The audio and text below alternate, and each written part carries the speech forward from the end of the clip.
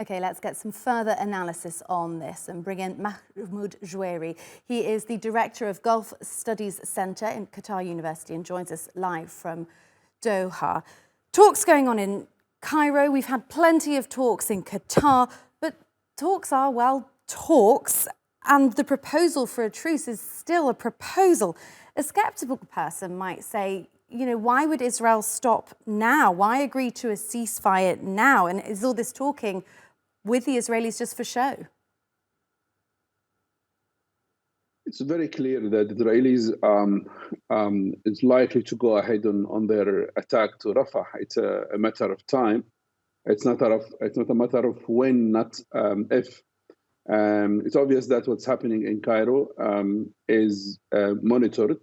Now, all delegations in Cairo, the discussion is about where the two parties, and here they talk about Hamas and Israel, from the Paris framework, which approved by all parties, suggested that. So it's obvious that the two main parties, Israel and Hamas, they have different perspective on things. Israelis accuse Hamas of being not committed. Hamas does the same. So we are in a war of war between both sides. But what is really matter now is the humanitarian issues in Rafah, and which likely to have another deterioration in a few days. Yes, and we've heard in the last hour more warnings from UN Chief Guterres, more warnings from Philippe Lazzarini of UNRWA. Realistically, though, you know, what happens in Gaza now almost isn't dependent on what's going on in Cairo, is it? Isn't it more dependent on what the US says and what the US does at this point? You know, there are three things in this war. We see them absolutely dissolved. One, international law does not exist. Number two, international community does not exist.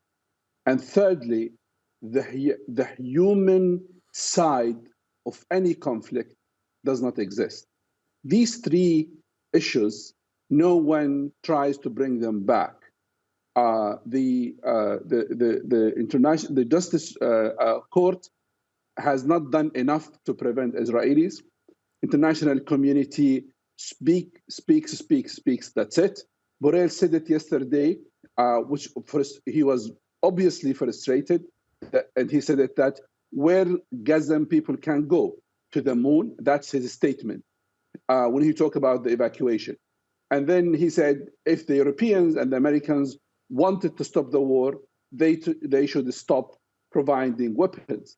So this is the maximum that politicians can go for. There is no real will to stop the war after the demonization of Gazan people that this done by the West, by the Israelis.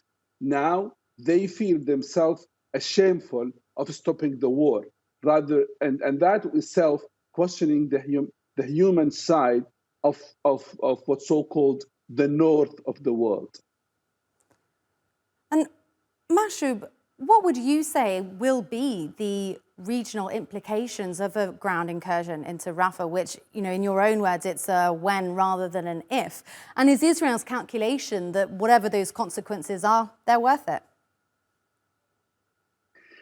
You know, Gaza as a whole and Rafah population 1.4, they are paying the price of two main elements. One, the division within Israeli politics and the serious conflict within the domestic politics, and they are paying the price of the lack of will in the international community to stop the war. So now, you know, where people can go, Egypt seems not to welcome them, and that is something welcomed in the region because no one wants to displace Palestinians outside Rafah. They want people to stay in Gaza.